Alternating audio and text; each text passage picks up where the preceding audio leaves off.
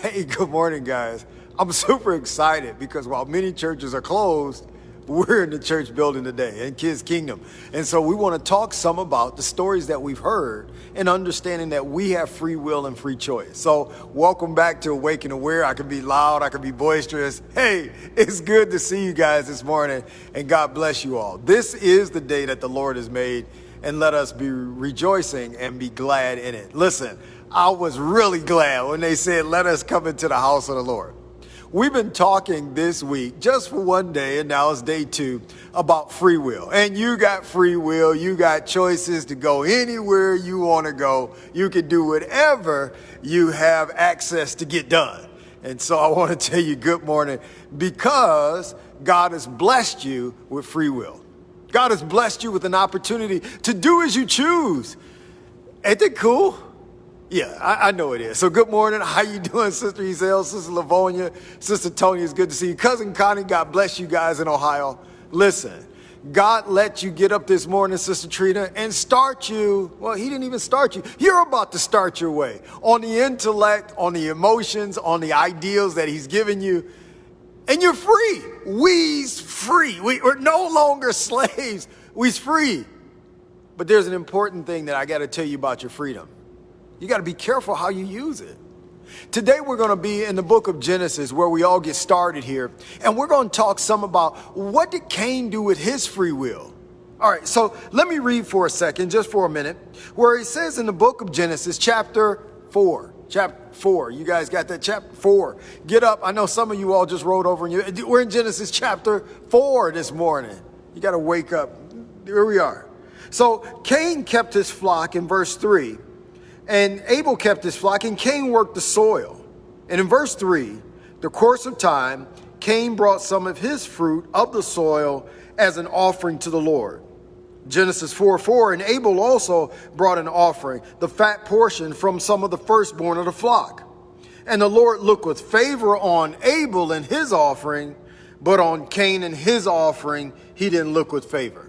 And so Cain was very angry, and his face was downcast.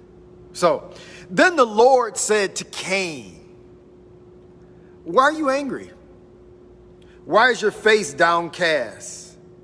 If you do what is right, will you not be accepted? But if you do not do what is right, sin is crouching at your door, and it desires to have you, but you must rule over it. Greatest dad speech in the world. Listen, his face is down. He's so upset. He used his choice to give God whatever he wanted to give God. And Abel gave God what he wanted to give God. But because his offering wasn't accepted, he was mad. How dare you not accept what I give you? It was Cain's choice to give God whatever he wanted to give God. You could have gave him whatever. He says, I got a plan, but God had a game plan. But Abel did according to God's plan. Cain didn't. And when he didn't do according to God's plan, Cousin Margaret, he got mad. Because God's plan wasn't my plan, and he got mad. But you have a choice to choose whether you want to be on God's game plan or your game plan. How do you get mad at God when he's not on your plan? You could choose. You chose your own plan. So how do you get mad at God when you chose your own plan? You should be happy with your plan, but your plan won't make you happy, because you only have a limited perspective of what the game is. So how can you have a game plan? But you can still choose. You could choose to follow this route and do all of that. Or you could just choose to do whatever you want to do. Can you imagine a receiver in a football game just running wherever he wants to run and then gets mad that the quarterback doesn't throw the ball for him? Well, I don't even know where you are. What are you doing? Can you imagine a running back just running wherever he wants to go and getting mad because the defense tackled him? Well, if you run outside of the blockers, you'll never get to the goal of where you're going. And many times we run outside of the blockers. God is blocking off the devil. God is blocking off temptation. God is blocking off distress. He's blocking off depression. He's blocking off anger. He's blocking irritation and making a path for you. And you say, you know what, man, I want to go on my own plan. And then we get mad when we get tackled in the backfield for another loss. Financial loss, emotional loss, spousal loss. Our children are lost. We lose wages. We lose jobs. Tackle. We get concussion, broken limbs because we didn't follow God's plan. God looks at Cain and he says, why are you so mad? If you would have followed the blockers, we would be rejoicing. It was your choice not to follow the plan, Cain. You did what you wanted to do. And you didn't get what you wanted to get. That's the problem. Pay attention with our free choice. When we choose a way that is not fruitful, why do we get mad at our barrenness? Choose God. Our way doesn't provide blockers. It only provides ambition. Our way doesn't provide a full game plan where we understand where everybody's at. Our game plan doesn't have boundary lines. It doesn't have end zones. God has created a game like inside of a stadium, and the one opponent is on this side and another opponent is on that. God's plan has 11 people lined up here and 11 people analogously lined up there. And there's one person who's calling the shots in the huddle and another person who's calling the plays on the sideline. And there's somebody up in the booth looking out for you. And they say there is a great witnesses that are round about watching us. And God's plan has it so people will come in and sit and observe the greatness of what God is able to do through our talents and abilities. But God's plan has lines, and my plan doesn't have lines. It doesn't have sidelines. It doesn't have anything. I'm just standing here in the front of opponents. And I don't just have 11 opponents. I have innumerable, invisible and visible opponents trying to tear me down at every move. Do you know there are people in your past who won't even let you grow up to be somebody who God has called you to be because they really are trying to hold you down?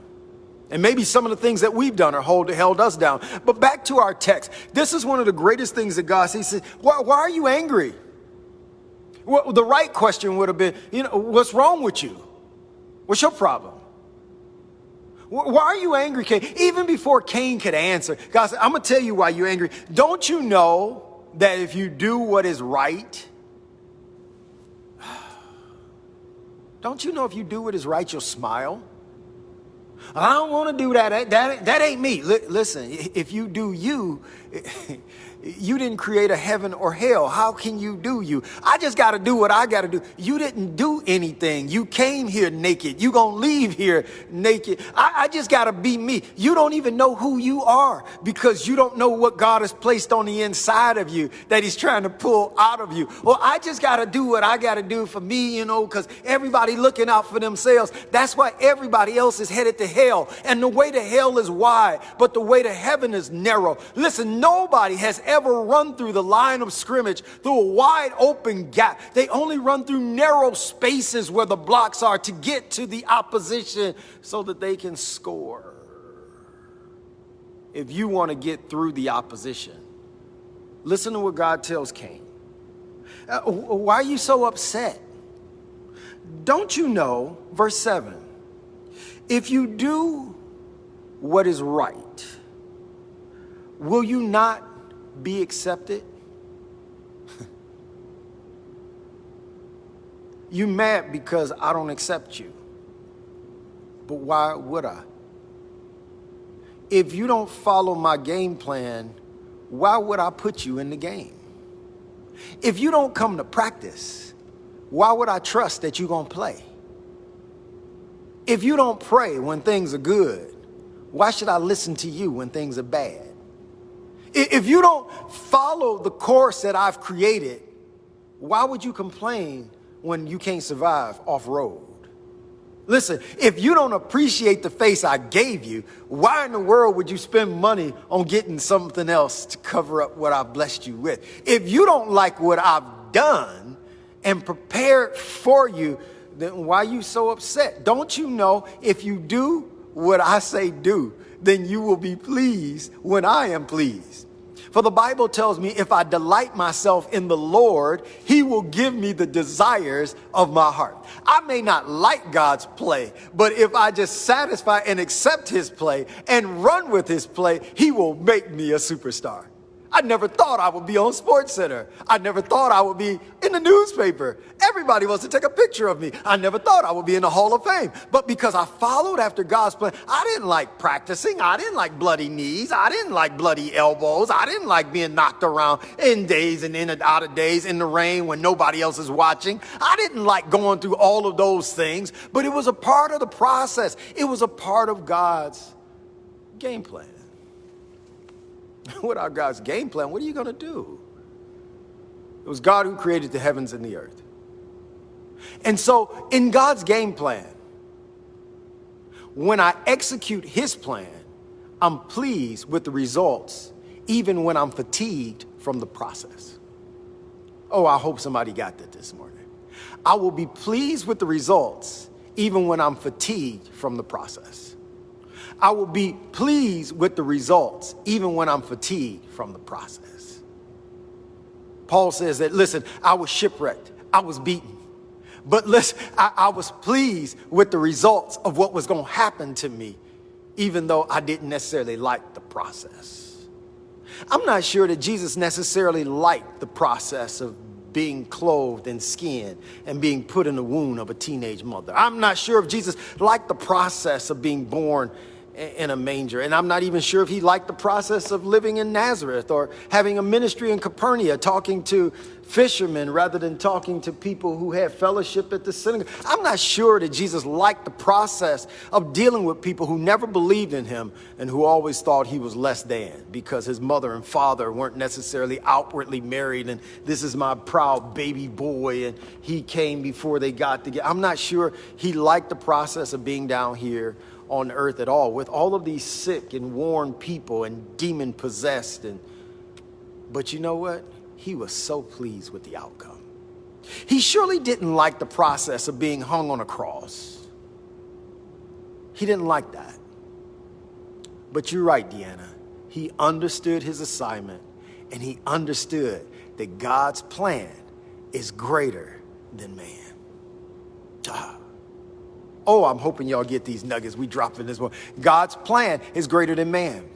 And Cain comes to a situation where he's upset that he wasn't accepted by God. His offering wasn't accepted by God. Why didn't you pick me? Why don't you love me? Why don't God do for me? God is not your butler. God is not your magician. God is not your genie. Why didn't you do for me? God is saying it's not for me to do for you. It's for you to do for me.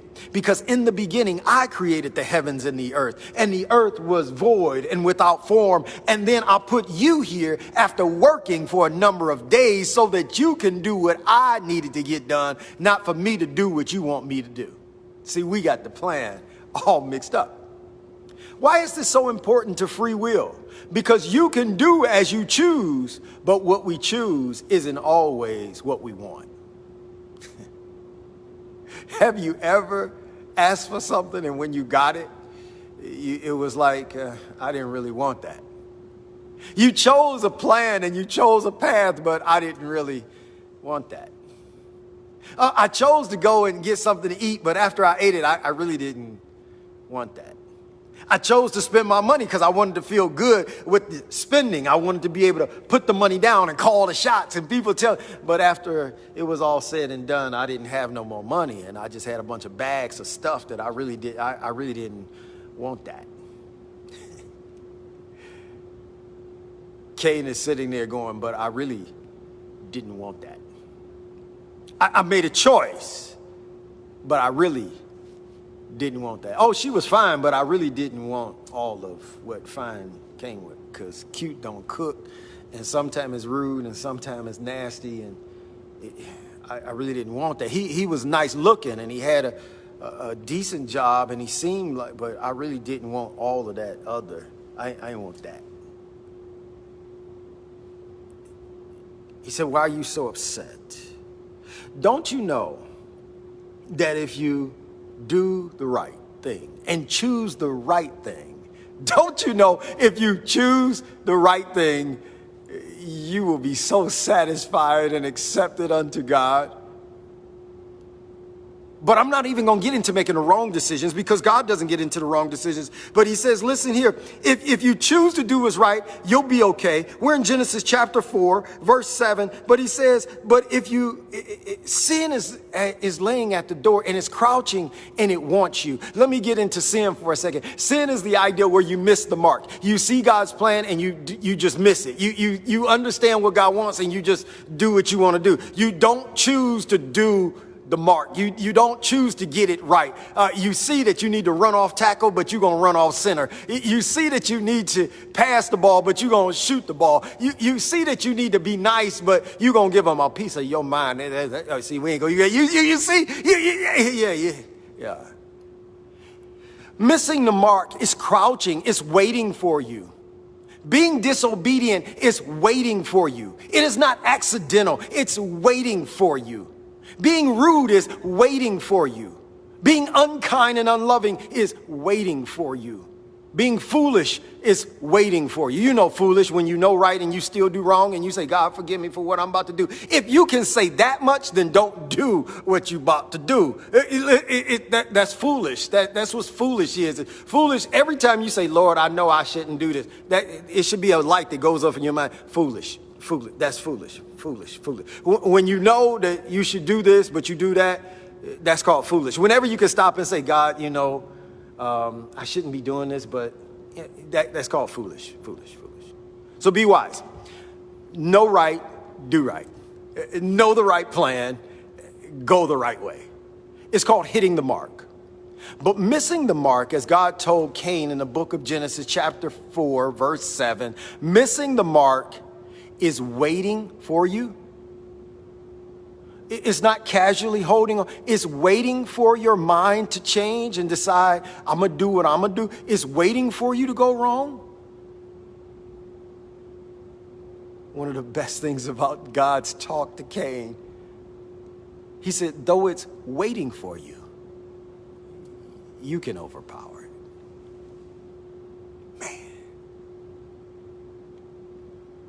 When I read the story, I felt like it was a father not being critical of a son who's gone wayward, not saying, get up, you're so sweet, not pampering him, but kissing him and say, you can do it, boy. It's waiting to take you, but you can do it.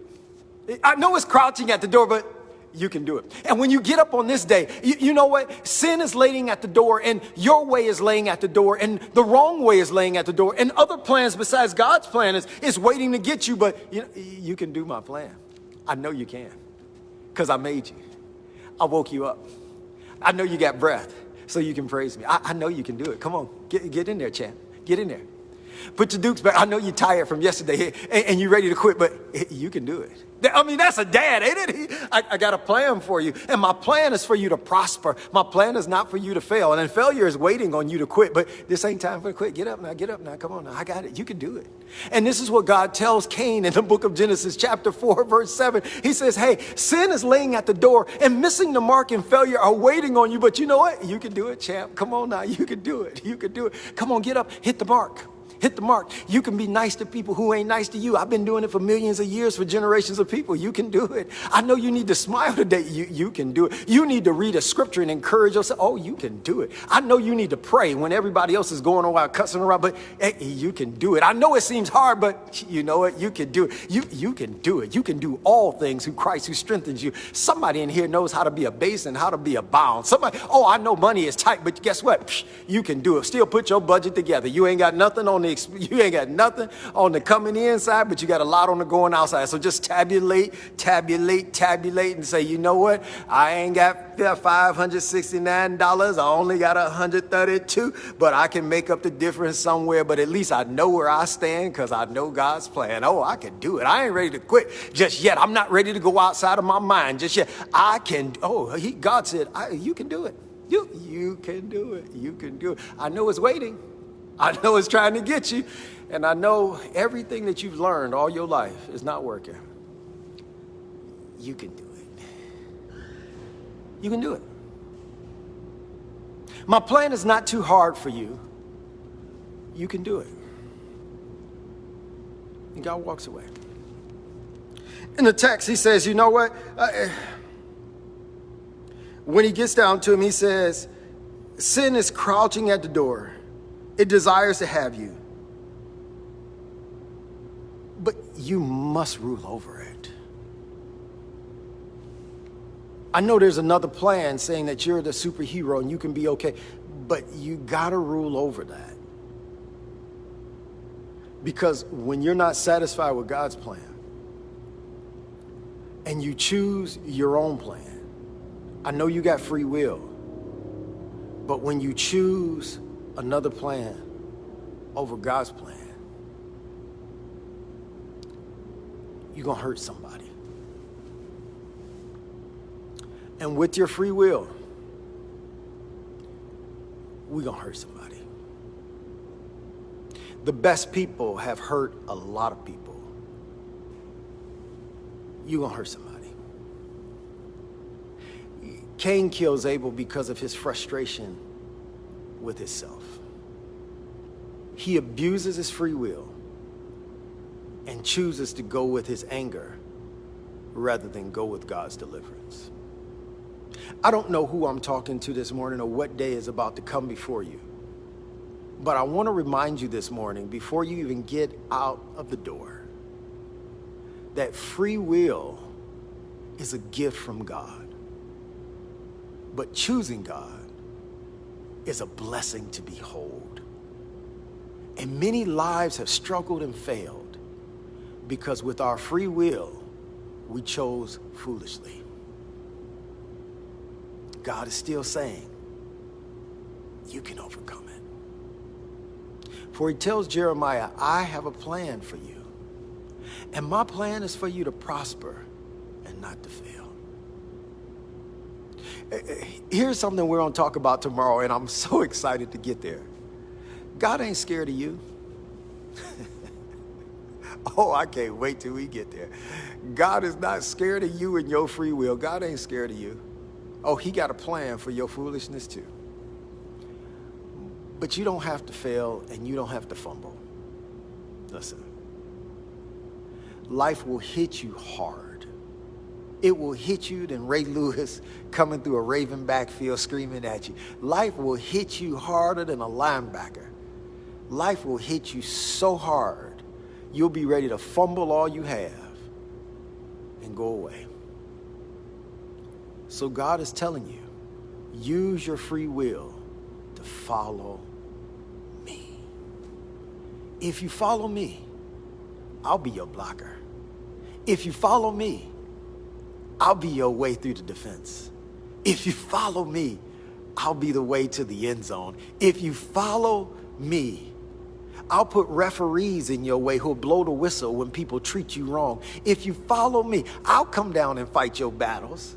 If you follow me, when there's unsportsmanlike conduct, we'll throw them out the game. If you follow me, if you don't believe me, ask Moses. When his sister Miriam and brother Aaron teamed up against him and started whispering about him, God blew the whistle. Say, wrong on the play, you got to go sit down. But if you don't follow God's plan, it's like trying to play football while they tailgate. You're going to run out in traffic. You're going to run through fire pits. You're going to be doing things that don't belong and don't fit. Use your free will today to follow God. Pay attention. When you're downcast, it may be a situation where you're not following God. If you're anxious and irritated, it may be that today you may just not be following the right plan. Hit the mark. You can do it. You can do it. Today, you can use your free will to follow God. Be on God's plan. I'm going to see you back tomorrow, 6:30. I'm telling you, God ain't scared of you. We'll talk to you guys tomorrow.